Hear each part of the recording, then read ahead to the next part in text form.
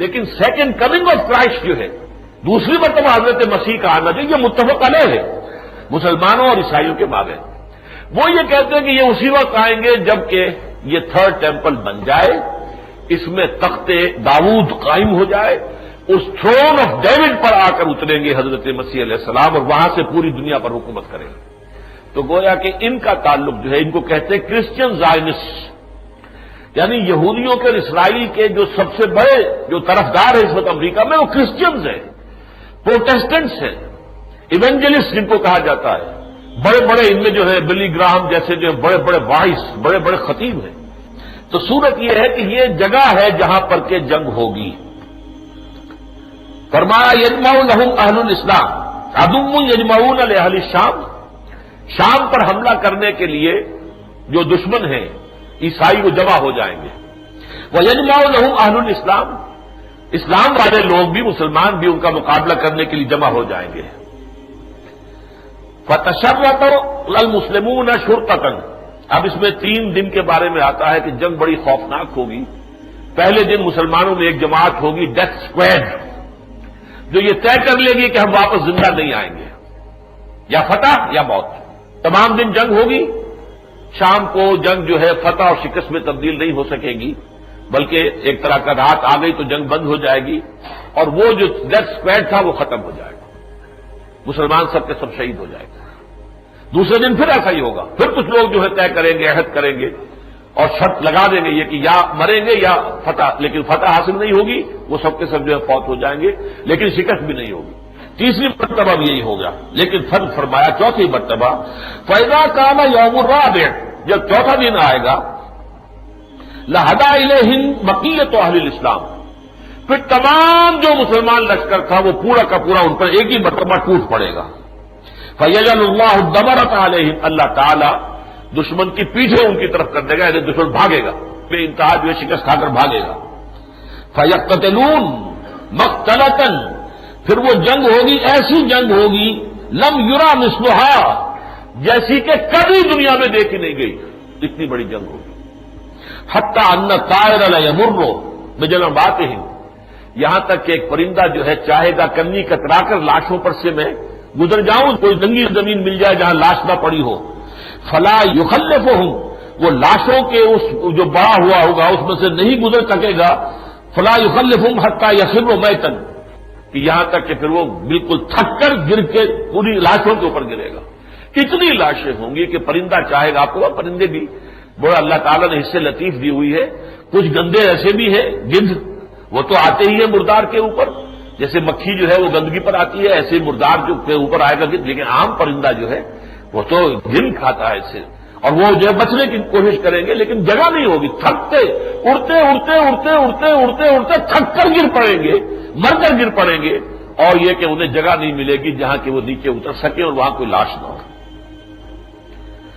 فرمایا فَيُتَعَادُ بَنُو الْأَبْ، اب مسلمان جو ہیں ذرا گنتی کریں گے کہ ہم میں کتنے مر گئے کتنے بچے، تو ایک باپ کے بیٹوں کی جب گنتی ہوگی کانو میتن، تو معلوم ہوگا وہ 100 تھے، ہو سکتا ہے دادا کے پوتے شمار ہوتے ہو، یا عربوں میں تو ایک باپ کے بھی 100 بیٹے کو عجیب بات نہیں ہے۔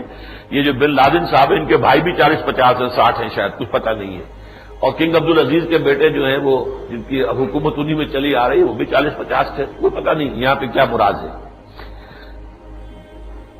فَيُتَعَادُ بَنُو الْأَبْ كَانُوا مِئَةً فَلَا يَجِدُونَهُ بَقِيَ مِنْهَا إِلَّا الرَّجُلُ، وہ دیکھیں گے ان 100 میں سے 99 شہید ہو گئے، صرف ایک بچا۔ فَبِأَيِّ غَنِيمَةٍ يُفْرَحُ، اب آ گئی وہ بات جو شروع میں تھی، اب کیا مال غنیمت سے خوشی حاصل ہوگی؟ جس باپ کے 99 کھیت رہے ایک رہ گیا، وہ کو مال غنیمت کی کیا خوشی اسے ہوگی؟ اور أَيِّ مِيرَاثٍ يُقْسَمُ، یا کون سی میراث کی اب تقسیم ہوگی؟ تو مسئلہ ختم ہو گیا۔ اتنی بڑی جنگ ہے جس کا کہ نقشہ کھینچا گیا، رواہ مسلم شریف کی روایت ہے یہ۔ میں اس لیے کہہ رہا ہوں کہ عام طور پر لوگ جو ہے ذرا حدیثوں سے کچھ زیادہ دلچسپی نہیں رکھتے، تو میں متن لے کر آیا ہوں ساتھ آج پسکانے کے لیے۔ ظاہر بات ہے کہ یہ جنگ جو ہونے گی الملحمۃ العظمیٰ صاف نظر آ رہا ہے۔ اس کے بعد ایک سیکنڈ فیز آئے گا، وہ میرا آج کا موضوع نہیں ہے۔ ملحمۃ العظمیٰ میں سمجھتا ہوں کہ اب تلی کھڑی ہوئی ہے، زیادہ دور نہیں ہے۔ اس کی وجہ کیا ہے؟ وہ بھی میں ابھی آپ کو بتاتا ہوں. لیکن یہ کہ اس جنگ کا دوسرا دور پھر وہ ہوگا جب عیسائیوں کو مسلمانوں کے ہاتھوں شکست ہو جائے گی. پھر اسرائیل کھڑا ہوگا. پہلے مرحلے پر اسرائیل کو یہ چپ کر کے بٹھائے رکھیں گے جیسے خلیج کی جنگ میں بٹھائے رکھا. خلیج کی جنگ میں ان سب نے کہہ دیا تھا کہ تم خاموش رہو, تم نے اگر حصہ لیا تو تمام مسلمان جو ہے میدان میں آ جائیں گے, پھر ہماری کولیشن ٹوٹ جائے گی, عرب جو ہے پھر ہمارا ساتھ نہیں دیں گے. لہذا انہیں شامل نہیں کیا. ساری جنگ لڑی ہے, ویسٹرن جتنے بھی تھی قوتیں انہوں نے جنگ لڑی, لیکن کیا لڑی ہے, جنگ لڑنے کی نوبت تو آئی نہیں. تہس نہس کر دیا اوپر سے ایریل بمبارڈمنٹ کے ذریعے سے, اور ان کے رادار سارے جام کر دی. ساری ان کے تو ہتھیار نکمے ہو کر رہ گئے تھے عراق کے بہرحال. لیکن اب بھی ایسا ہی ہوگا. اسرائیل سے یہ کہیں گے تم بیٹھے رہو, تم مت بولو, ہم تمہاری جنگ لڑ رہے ہیں. لیکن جب یہ کہ یہودیوں کو شکست ہو جائے گی تو پھر اسرائیل اور ان میں کھڑا ہوگا ایک مسیح الدجال. وہ اعلان کرے گا میں وہ مسیحا ہوں کہ جو اب گریٹر اسرائیل قائم کرے گا اور تھرڈ ٹیمپل کی تعمیر ہوگی. اس موقع پر پھر اللہ تعالی حضرت مسیح کو نازل کر دیں گے. المسیح ابن مریم جو کہ اصل مسیح ہے وہ اسے قتل کریں گے, اور اس کے بعد مسلمانوں کے ہاتھوں یہودیوں کا قتل عام ہوگا. ایک ایک یہودی چن چن کر قتل کر دیا جائے گا. اس کی حدیث میں آپ کو پہلے سنا دیتا ہوں.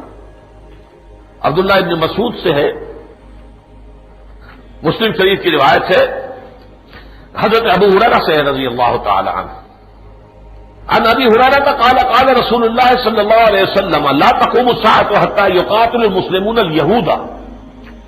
حضرت ابو ہریرہ روایت کرتے ہیں کہ حضور صلی اللہ علیہ وسلم نے فرمایا قیامت قائم نہیں ہوگی جب تک کہ مسلمان یہودیوں سے جنگ نہیں کریں گے. فیقتلهم المسلمون, اور مسلمان انہیں قتل کریں گے. حتی یختبی الیہودی من وراء الحجر والشجر, یہاں تک کہ اگر کوئی یہودی کسی پتھر کی چٹان کے پیچھے یا کسی درخت کے پیچھے چھپے گا, فیقول الحجر والشجر, تو وہ پتھر چٹان اور وہ درخت جو ہے پکار کر کہے گا یا مسلمو, اے مسلمان, یا عبداللہ, اے اللہ کے بندے, ھذا یہودی خلفی, آؤ یہ میرے پیچھے چھپا ہوا ایک یہودی جو ہے, فتعال, آؤ, فاقتلہ, اسے قتل کر دو. الا الغرقد فانہ من شجر الیہود, سوائے ایک درخت غرقد کا ایسا ہوگا جو یہودیوں کو پناہ دے گا, وہ یہودیوں کا ساتھی ہے. اور آج مجھے بتایا گیا ہے کہ سب سے زیادہ پلانٹیشن جو ہے اسرائیل میں وہ غرقد کی گئی ہے. اب مجھے نہیں معلوم وہ درخت کیسا ہے, کس نوعیت کا ہے, لیکن سب سے بڑی پلانٹیشن غرقد کی گئی. یہ مرحلہ آئے گا حضرت مسیح علیہ السلام کے نزول کے بعد, اور اس کے بعد پھر پوری دنیا کے اندر, چونکہ حضرت مسیح جب آئیں گے عیسائیت کو ختم کر دیں گے. عیسائیت کی عبادت سارا کھڑا ہوا ہے صلیب کے اوپر. وہ کہہ رہے صلیب پر میں چڑھائی نہیں, تم کیا کس چکر میں پڑے ہوئے ہو, یکسر الصلیب, وہ صلیب توڑ دیں گے. شریعت مسلم سور حرام تھا, انہوں نے اپنے لیے حلال کر لیا. وَيَقْتُلُ الْخِنزِيرَ, خنزیر کو قتل کر دیں گے, یعنی اس کا کھانا ممنوع کر دیں گے. اور اس کے بعد جو ہے ان کا مذہب عیسائیت جو ہے ایز سچ ختم ہو جائے گا, اور تمام عیسائی دنیا مسلمانوں میں شامل ہو کر, اور پھر یہ قوت بنے گی جو پوری دنیا کے اوپر اسلام کو غالب کرے گی. آخری مرحلے میں یاجوج ماجوج کا ایک حملہ ہوگا, اور عام طور پر سمجھا جاتا ہے کہ وہ روس اور چین ہوں گے. اس وقت تک غالباً یہ جو ملحمت العظمیٰ ہے اس میں یہ علیحدہ کھڑے رہیں گے, ساتھ نہیں آئیں گے. لیکن اس کے بعد جب آخری مرحلہ ہو جائے گا اور جب مجھے نظر آئے گا اب تو اسلام جو ہے اس کا بول بالا ہو گیا پوری دنیا میں, تو ظاہر بات ہے کہ یہ لوگ تو ملحدین میں سے ہیں, یہ مقابلہ کرنے کے لیے آئیں گے. اللہ تعالیٰ خاص طرح سے ان سب کو ہلاک کرے گا, اور پھر پوری دنیا میں اللہ کے دین کا غلبہ ہو جائے گا, جہاں سے کہ میں نے بات آج شروع کی تھی. مزید ویڈیوز کے لیے ہمارا چینل سبسکرائب کیجیے.